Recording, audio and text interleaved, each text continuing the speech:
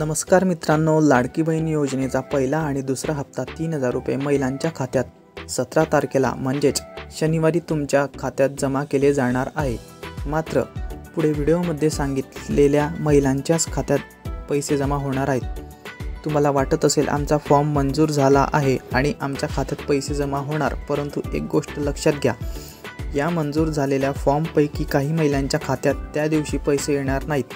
तर कोणत्या महिलांच्या खात्यात पैसे जमा होणार नाहीत आणि कोणत्या महिलांच्या खात्यात पैसे जमा होणार नाहीत हे जाणून घेण्यासाठी व्हिडिओ शेवटपर्यंत पहा। तसेच चॅनलवर नवीन आलेला असाल तर चॅनल सबस्क्राईब करून घ्या, म्हणजेच महत्त्वाची माहिती तुम्हाला मिळेल।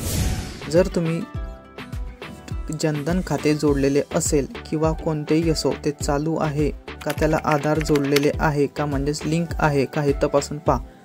त्याचबरोबर तुम्ही जो अकाउंट नंबर टाकलेला आहे ते खाते चालू आहे की नाही हे सुद्धा बघा। जर आपले खाते खूप दिवसांपासून बंद असेल तर त्याला 17 तारखेच्या आत चालू करून घ्या।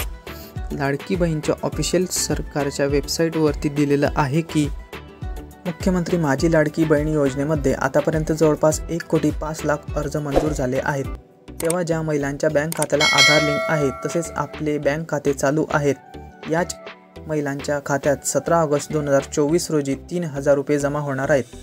आणि ज्या महिलांचे अर्ज मंजूर झाले आहेत परंतु त्यांच्या खात्याला आधार लिंक नाही, तसेच ज्या महिलांचे बँक खाते बंद पडले आहेत त्या महिलांच्या खात्यात 17 तारखेला पैसे जमा होणार नाहीत। ज्या महिलांचे खाते बंद पडले आहेत त्यांनी 17 तारखेच्या आत बँकेत जाऊन KYC करायची आहे, तरच त्यांच्या खात्यात पैसे जमा होतील। किंवा ज्या महिलांच्या खात्याला आधार लिंक नाही त्यांनी सुद्धा लवकरात लवकर बँक खात्याला आधार लिंक करून घ्या, म्हणजेच 17 तारखेला आपल्या खात्यात लाडकी बहीण योजनेचे 2 हप्ते 3000 रुपये जमा होतील।